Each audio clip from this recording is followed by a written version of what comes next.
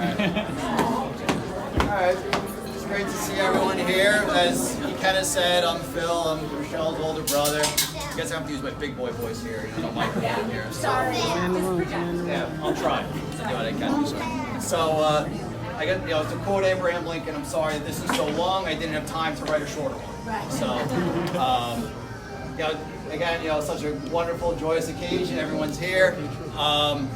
Michelle, not too long ago, asked if I would say something here this evening, and so, I was flattered, and she said, oh, and not only that, I want you to go first. It's like, all right, great. Well, why me? It's like, why do I have to go on the spot? And so, of course, she just, with a straight face, quite matter of fact, it's like, well, you're good at public speaking, aren't you? So, in my line of work, for those who don't know, as a police officer, there's a phrase that we have, it says you're voluntold to do something, so here we are. So, all right. So, again, it's, so happy, so joyous, to see everyone here.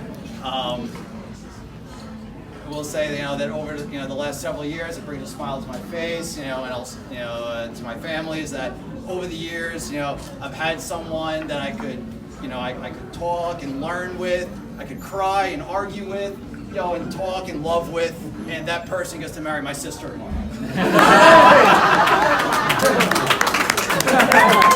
I like that. Well done, you guys. So, but on a serious note, though, when she asked me to speak, I said, all right, what do? You think back, like all the memories that you have together, right?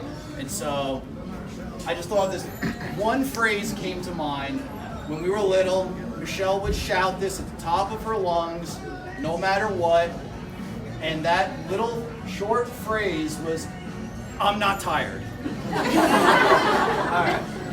So, no matter what it was, a family holiday, a long day playing soccer at a tournament, whatever it is, Michelle's sitting in a chair, or sitting in the car seat on the ride back home, she would just start to doze off. Somebody would be whispering, like, Michelle looks a little tired. She'd jump right up like someone, stuck a needle in her. I'm not tired, I'm not tired, I'm not tired. So I think of that phrase, and that's pretty much how Michelle has approached life and attacked life, right? So everyone knows, Michelle is a pedal to the metal, full steam ahead kind of person, right?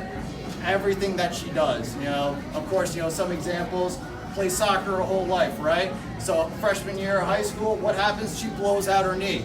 Does she quit or slow down? No, she just keeps going right at it. So of course, what happens freshman year of college? Blows out the other knee. What does she do? She keeps on going forward. All right? So you take that approach, I'm not tired. She takes that.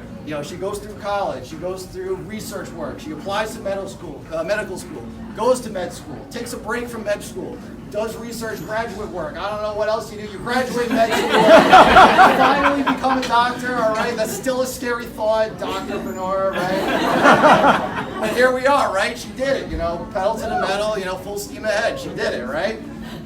You add to that's, along the line, she meets this wonderful young man, Ikenna, right here, right? All right? Yeah. So, they become an item, right? Michelle, despite all the education, all the work, and all that, what does she also have to do? She also has to socialize. She also has to travel, right? So we go from New England to California to Mexico to Guam to the moon to Mars, whatever it is. She's still chugging ahead, right?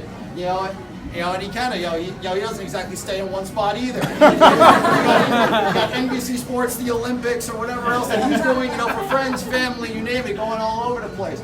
Both very strong, independent people, and they become an item.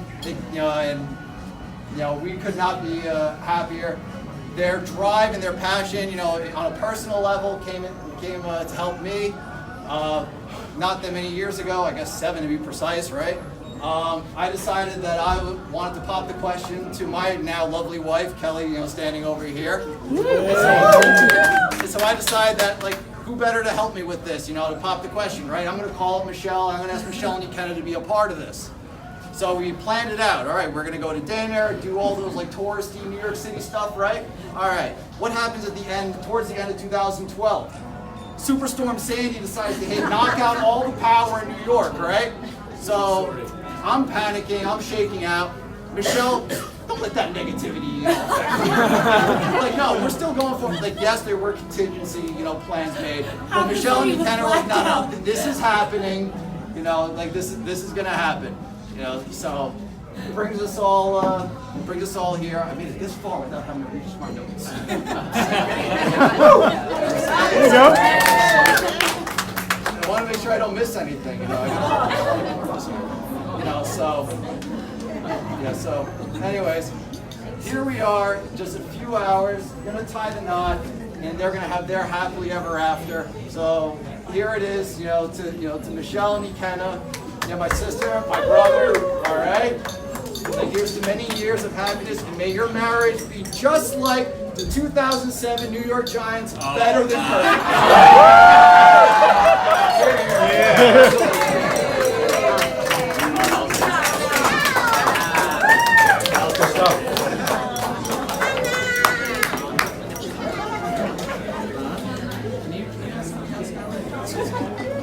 I'm Laura, I'm also Michelle's cousin.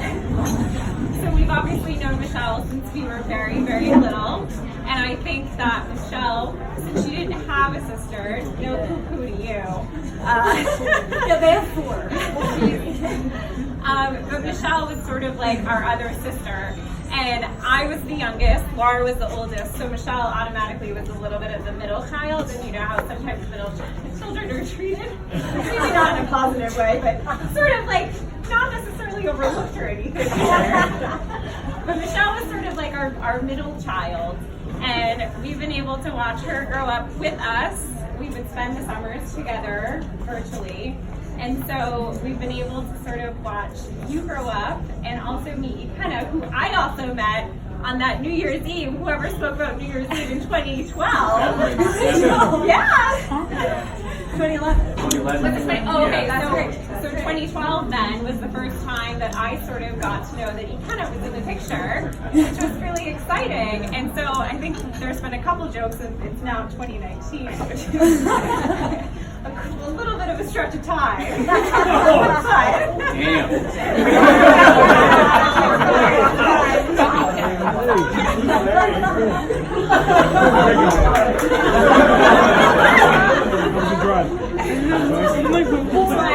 I think we knew that in 2012 when she met Ikenna that we didn't really hear about anything else. That was sort of it, and Laura and I have been able to sort of always catch up with Michelle, and Laura lives in New York City, so she spends a lot more time with her, but, just as someone else said, when Michelle and I catch up, it's like, a month or so, never even passed. But when we heard about you, we never really heard about anything else, so it was always you. So we're so happy for you. We're really excited for you. We're really excited about your life together. And so cheers. Woo, to Michelle, you got it.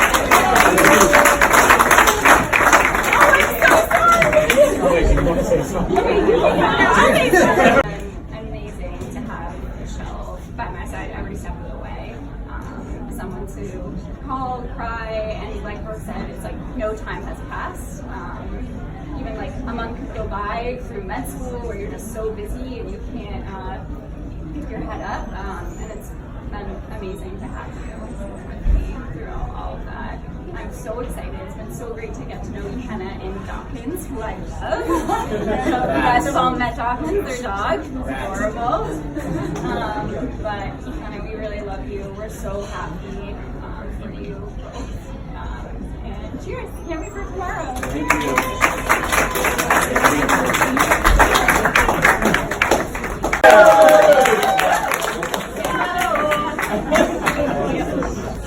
I am so happy today, and this has been an amazing journey. It's my mom, everyone. This has been an amazing journey. I cannot believe that Ikenna, he was 5 years old, and during our nightly prayers, I always knew what they were studying in school.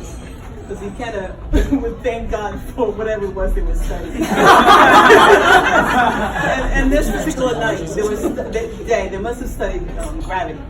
because he kind of started thanking God for gravity. Without gravity, we'll all be sticking up in the air. I can't believe that we've gone from that 5-year-old to this. I am so happy, and so I love the man you've become. And it's been a wonderful journey, and I'm so happy, Michelle, that he found you and you found each other. And we're so happy to have you in the family. It's going to be amazing. And we'll have you in our prayers all the time for things to go well. No stress, nothing. So I'm just happy. I just still remember Kenna. My mom was just saying that she remembers bringing you to the airport at, I think we were 4 or 5 weeks.